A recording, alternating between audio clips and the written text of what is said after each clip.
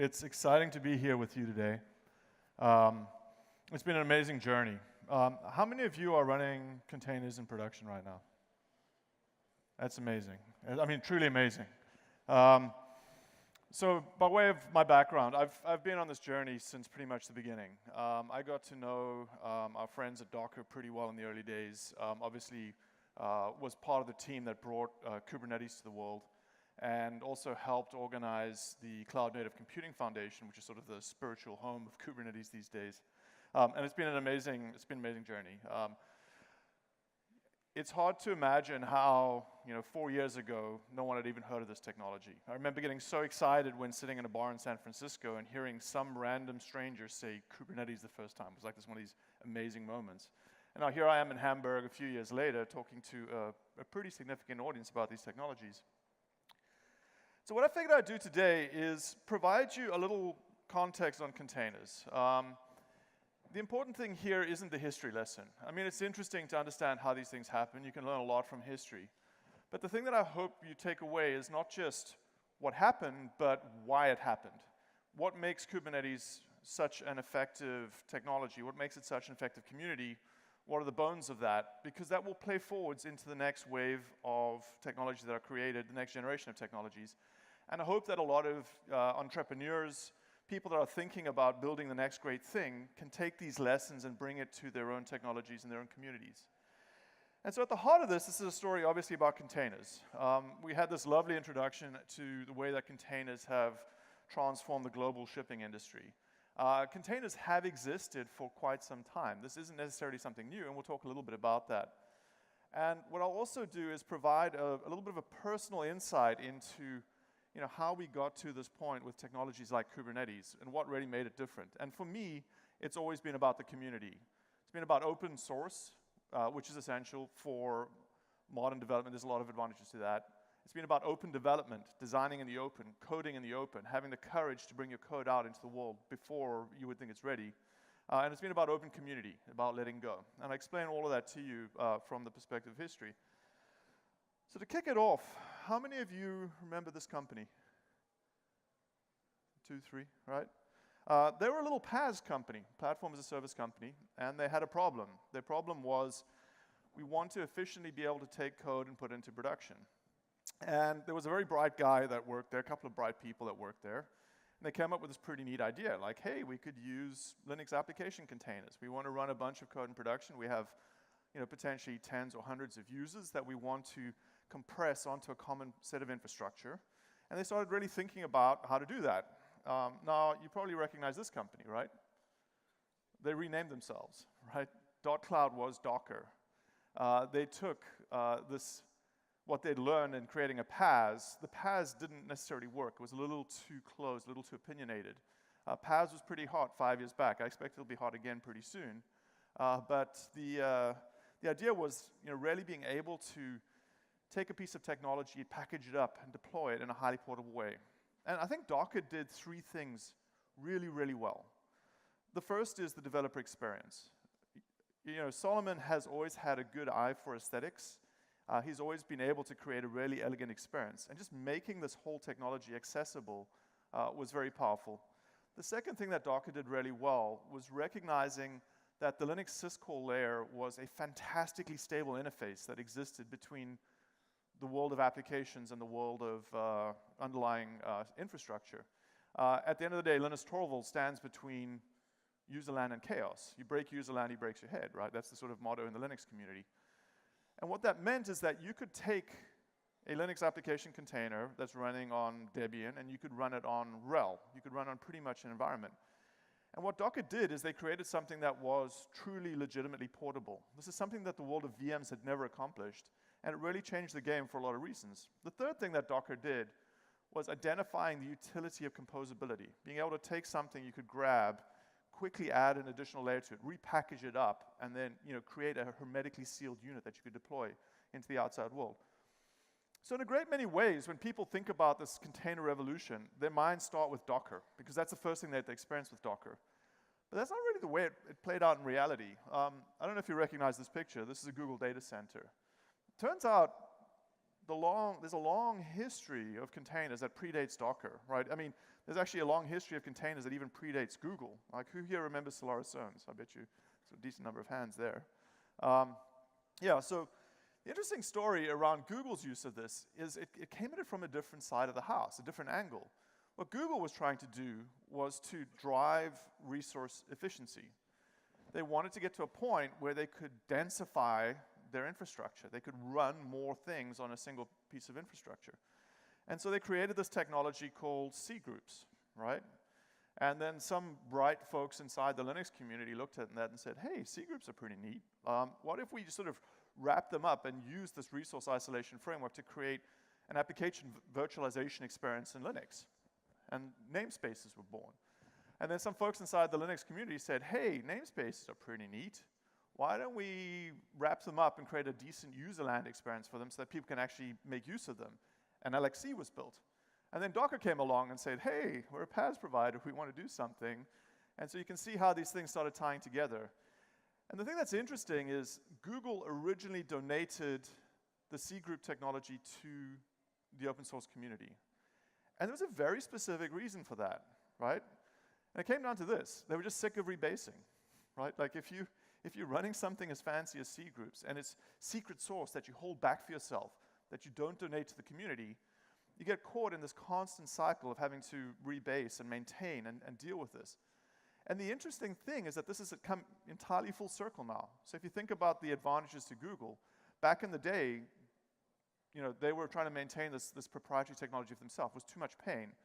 They made the cognitive decision that donating it to open source would create value for themselves so that they wouldn't necessarily have to maintain it themselves. An entire ecosystem emerged around it, and Google was able to take that technology back and bring it back into Google themselves and benefit from it. And this is one of the kind of first cognitive lessons that I've certainly taken away from this journey myself, which is, open source is powerful, upstream is powerful. If you're an enterprise organization, if you're a developer, being able to put your thumb on the scale and move open source even a little bit in a direction that advantages you means you have to carry less code in the future. You can profit from the strength of the community and from the advantages of this community. And so as we were starting, so Joe and I we'd been at Google for a bit. We built out this product called Google Compute Engine, kind of infrastructure as a service offering. It was a fun exercise of bringing legacy computing sensibilities into the kind of crazy science fiction data center that Google runs. We started really thinking about what was next for us, what we wanted to work on. Frankly, we weren't thrilled with the way that Compute Engine was going at the time. This was like way back when, it's doing really, really well now. It's billions and billions of dollars of business. And we were starting to look for points of disruption. I've always thought about, from a business perspective, if you want to create something significant, you want to be able to find these points of disruption. And ideally, you want to find an intersection of disruptions, a set of things that are happening concurrently that create this constructive interference wave. And so there were a few things that we started to see that were happening out there in the ecosystem that we considered disruptive that really motivated us to start leaning into this Kubernetes ecosystem. And some of these were orthogonal, right? But together they created this sort of very powerful amount of energy that we could tap into and drive the community. The first of those disruptive ways was cloud, right? People don't realize how powerful a platform cloud is for open source monetization, right? There's a lot of different ways you can monetize open source today, and the best way you can do it, practically, is to create a service called Amazon Elastic XYZ or Google, something engine, right? Because at the end of the day, you can just monetize the underlying network compute and storage. So this disruptive new business model was starting to emerge, which enabled us to monetize an open source project without fear. We didn't have to hold on to it. There was no need to. We had this perfect platform to monetize. It was called Google Compute Engine. In many ways for us, starting Kubernetes was just a way to help people start to understand the power of the community. And I think that was really important as you start thinking about the evolution of this project, because we felt no need to hold on to it. There was no advantage to holding on to it from a commercial perspective. There's no reason to distrust Google's motivation around this technology, because at the end of the day, they just wanted to run really well. The second piece of disruption that was happening, obviously, at the time was open source. Joe and I were sitting there, and Joe's always been a little bit clairvoyant. He's always been able to look ahead a little bit. And he saw Docker way before, it was hip. He started, he's always just looking around, and he ran across this Docker thing, and he was like, this is the thing. This is the thing that we should be using. And we started looking at what existed inside Google, and we had an alternative technology called Let Me Contain That For You. And it just didn't have as much awareness or attention. And so we really started thinking about this, like, why is this so powerful? And it came down to open source and open community, right? Like Docker was out there, but also about developer experience. And so being able to tap into that open source piece was another key thing that drove us and motivated us to start working on the Kubernetes project. So the sort of chemistry was there. There was enough energy in the system. The thing that really helped us, I think, in getting Kubernetes going was the fact that we had an effective blueprint for what this looked like. A lot of organizations were only starting to kind of cut their teeth on these container technologies, but we were able to look at how Google was running this at internet scale over the last decade. Google, behind the scenes, has been using Linux containers for a very long time. They launch billions and billions of containers a week. And so as we were starting to think about what to do in this community, we had this idea, like open source was important, portability was important. We knew what orchestration looked like. We understood the value of running Linux application containers. We could see the stark difference in terms of both developer experience and net aggregate resource efficiency between what people were experiencing with Google Compute Engine that we'd built and what the internal Google developers had been creating. So it became pretty obvious to us that the best thing we could do to really tap into some of these disruptive forces was to bring this vision to the table. And my friend Brendan Burns, who was one of the three of us that started the Kubernetes project, said, it was an interesting quote, "It's a lot easier to assemble the jigsaw puzzle when you have the picture on the top of the box in front of you," right?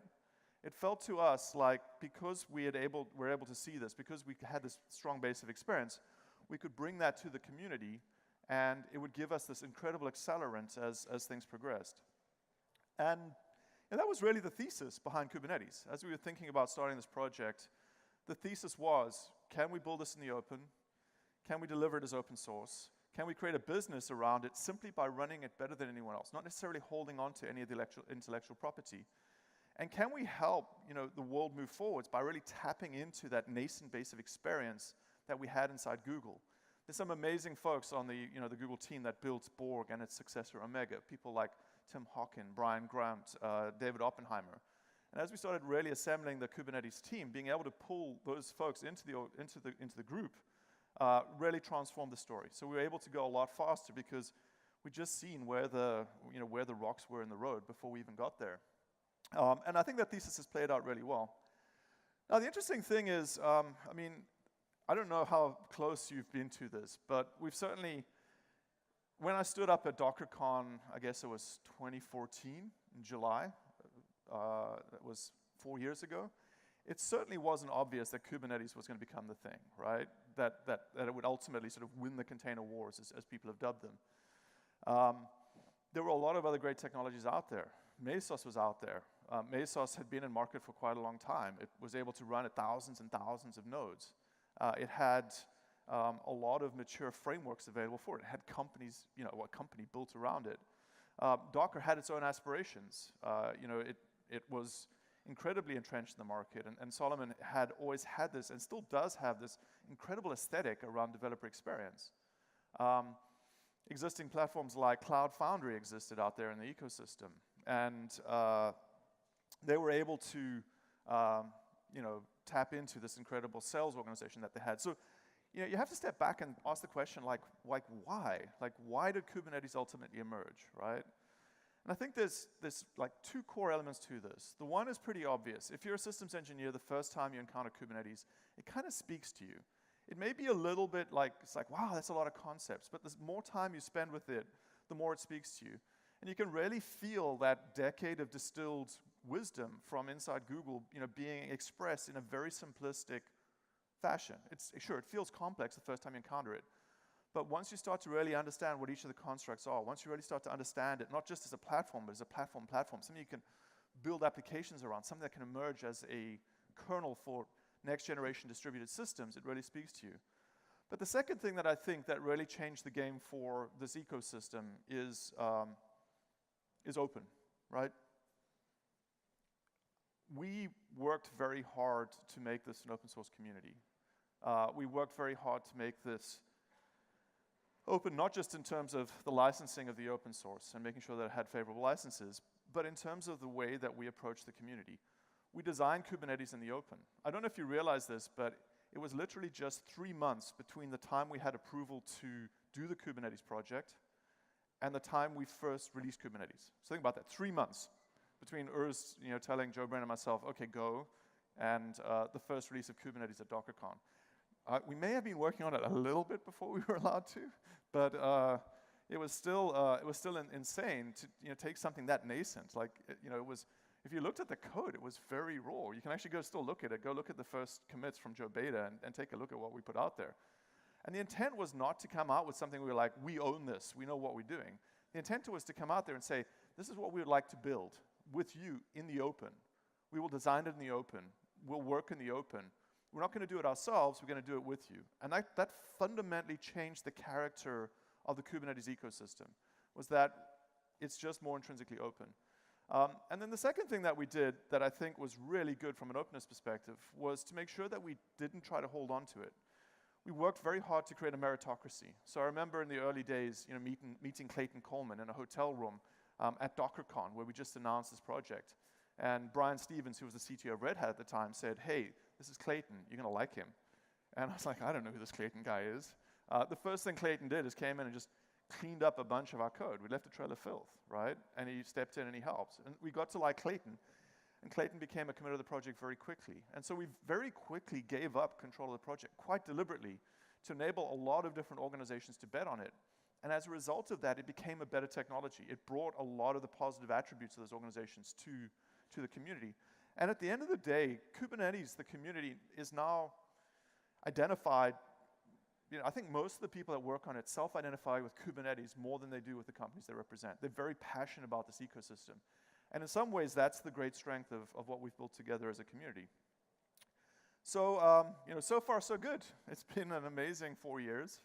I'm looking forward to the next 4 years, not just in terms of the maturity of Kubernetes. I hope we stop talking about it soon. I hope it just gets really boring, that you start to think about it as it's just like the Linux kernel. Like, how much time do I spend talking about the Linux kernel? I'm really excited to come and talk at conferences, not about Kubernetes, but about all the great things that are built on top of it, about the sort of the myriad of platforms and new application patterns and sort of processes that emerge around this technology. So, I think we'll get there. I think we'll get to a point pretty soon where it's settled in, it becomes a staple, it becomes boring to organizations. We stop thinking about it as much and we just start living with it. So if you're new to the community, and it seems like most of you aren't, just based on the hands that I've seen raised, there's definitely a few things you can do. It is a meritocracy. We've been working hard to create more structured governance around this. The SIG process has really come together. If there's an area you want to participate in, join a SIG. There's always opportunities to chop wood and carry water. This community loves people that engage with the community with the intent of making the project better. It seems intractable, but once you start really getting involved and participate in a release or push some bug fixes, fix some documentation, there's a very supportive structure that will draw you into the community and make you part of it and empower you to put your thumb on the scale a little bit and adjust the technology that you're betting on for your business. And then if you're not a member of CNCF, I encourage you to join. It's a foundation that we've put together. It's vast at this point. It's amazing how many technologies have been made part of the CNCF landscape, etc. But it is the spiritual home of Kubernetes. It is the technology organization that stands behind these open source projects and empowers them to succeed. So definitely take a look at that. And thank you. Hope you have a lovely day.